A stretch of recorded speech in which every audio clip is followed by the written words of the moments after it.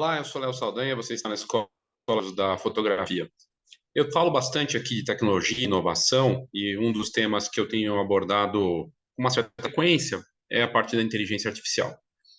Hoje, a inteligência artificial está presente em câmeras, smartphones, algoritmos que treinam os dispositivos móveis para que eles fotografem melhor. A Leica faz isso junto com a Xiaomi, já tinha feito antes com a Huawei. A gente vê a inteligência artificial presente nos programas da Adobe, seja o Photoshop que você usa, o Lightroom, em programas de edição em geral. A inteligência artificial é usada no Instagram para identificar se tem algum problema, se está sendo usado algum conteúdo que é postado ali que não é bom, que é nocivo, ela é treinada para evoluir, melhorar. O TikTok é totalmente inteligência artificial. A inteligência artificial está presente por toda a parte nesse universo da tecnologia. E no mundo da imagem, a gente está vendo algumas transformações realmente impressionantes, né? Uma delas, que talvez tenha sido o ano disso, são geradores de imagem com texto, né? Que você vai lá, coloca o texto, coisa e tal, e ele gera imagens com base em inteligência artificial. São redes neurais e que são alimentadas. Você pode colocar uma foto sua e fazer uma releitura, ou simplesmente colocar um texto, escrever e criar. Inclusive fotógrafos criando imagens muito interessantes, porque eles têm a noção de o que escrever que um fotógrafo escreveria para ter um resultado bacana. Eu até fiz um conteúdo que o fotógrafo fez, comparou fotos que ele criou e ele ditou depois para a inteligência artificial como ele gostaria aquela imagem, como foi criada aquela imagem em texto para reproduzir e comparar. E o resultado foi impressionante. Ou seja, saber escrever numa linguagem que a inteligência artificial vai gerar uma imagem é incrível.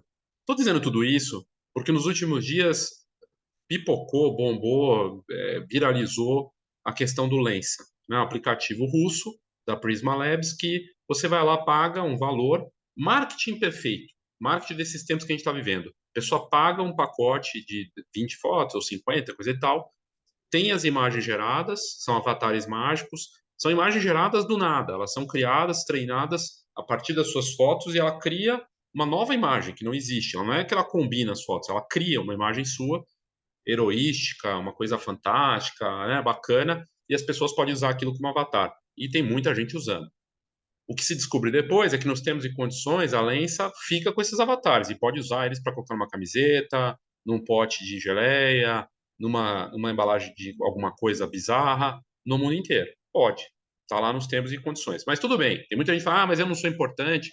Eu já vi casos, pessoa que também achava que não era importante, era uma pessoa ordinária, em algum lugar, e a imagem dela foi parar na China, num produto X. Mas ok, né? Você está usando, só que o detalhe, você pagou por isso, né? E você ainda faz o marketing deles. E viralizou. Está no topo das paradas dos aplicativos aí, Android e Apple Store também da Apple, ou seja, bombou. Agora está vindo uma nova discussão de um assunto que eu já trazia há alguns anos em palestras, lá por 2014, 2015, e se as câmeras, programas e os softwares conseguirem copiar com a inteligência artificial o estilo de determinados artistas, sejam eles fotógrafos ou outros. E é o que está acontecendo. O Lensa, ele se baseia em imagens que estão no Pinterest, que estão no Flickr, e em outras, no DeviantArt, né? E é o que essa matéria aqui do Design Tax está falando. Está provocando protesto dos artistas. Então, o que essa matéria traz é que, primeiro, ela está no topo da Apple Store, ou seja, está bombando. São milhões de pessoas usando, só os Estados Unidos supera o Brasil. É impressionante o índice de uso aqui no Brasil e lá fora. E ele se baseia, essa inteligência artificial do Lensa, é baseada no Stable Diffusion. Então ele reimagina os autorretratos dos usuários e fazendo, por exemplo, fantasia, pop art, anime, tudo mais. E aí eles até mostram, a Prisma fala, né, que eles conseguem colocar umas imagens, fizeram um teste cada vez com mais qualidade, coisa e tal. Só que essa rede da Stable Diffusion, do Lensa, ela é treinada por imagens provenientes de artistas originais no Flickr, DeviantArt, ArtStation, Pinterest e outros. E tem uma questão de direitos dos criadores. E os artistas estão ficando cada vez mais chateados e comentando que esses geradores de imagens estão fazendo isso sem permissão e consentimento, e que o Lensa faz isso. Aí o Daniel Danger, aqui do Twitter, ele passou 5 minutos e encontrou dezenas de conteúdos gerados pelo Lensa com assinaturas no canto.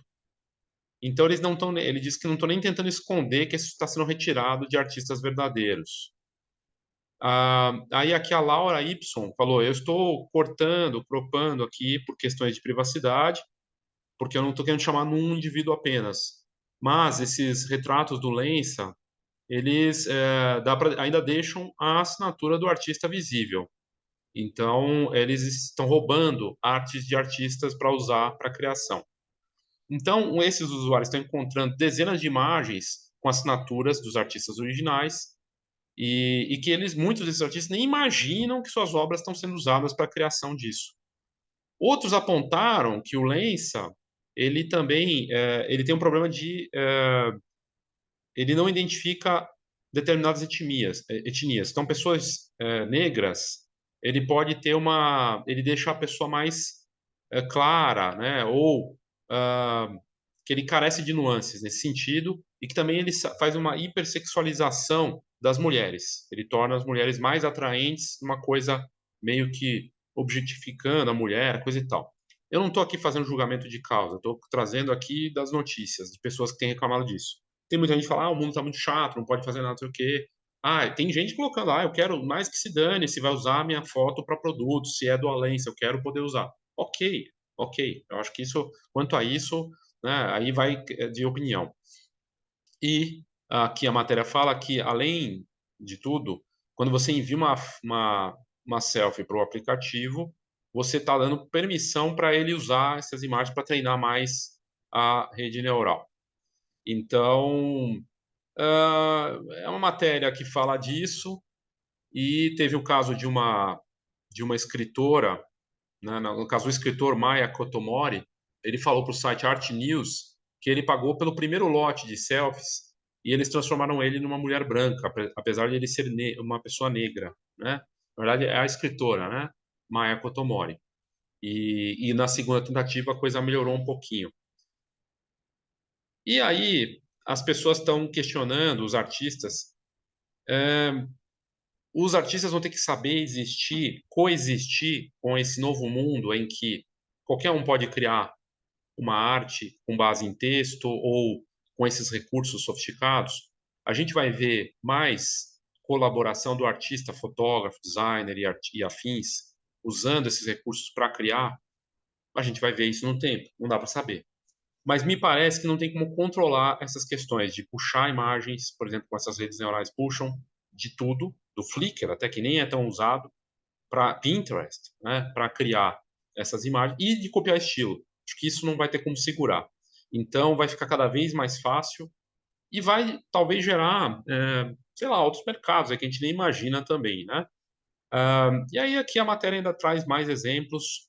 A Nisa Sanusi usou o aplicativo, colocou 20 fotos dela e ela fala que o aplicativo tem um problema com o rosto asiático, porque eles não conseguiram dar, na visão dela, uma característica mais com a cara dela. E outros também comentando que tem um lado de racismo, que tem umas questões aí. Enfim, como tudo que bomba e que faz sucesso, tem questionamentos, mas não dá para negar o sucesso desse aplicativo e também não dá para parar a força da inteligência artificial. Ela vai estar cada vez mais presente, e aí você tem que pensar o seguinte: a gente está num mundo em que vai ter mais presença de inteligência artificial, que ela está avançando numa velocidade muito maior do que a gente pode imaginar e acompanhar. O salto está sendo impressionante a cada ano. E como que vai ficar as questões de arte, de fotografia? Me chamou muita atenção um fotógrafo, que é conhecido aqui no Brasil, numa determinada parcela dos fotógrafos, ele comentou assim, eu achei engraçado, porque ele não se deu conta disso, né? Eu fico pensando o que vai ser dos designers com esse negócio do Lensa. Designer e fotógrafo, né? Porque se eu quiser me ver da melhor forma possível e não quero me dar o trabalho de passar por uma sessão fotográfica, vou no aplicativo Lensa e afins, coloco algumas imagens minhas para treinar, ele vai gerar uma versão minha, heroística e tudo mais. Se eu não gostar, refaço. Não preciso nem posar e perco, sei lá, 20 minutos.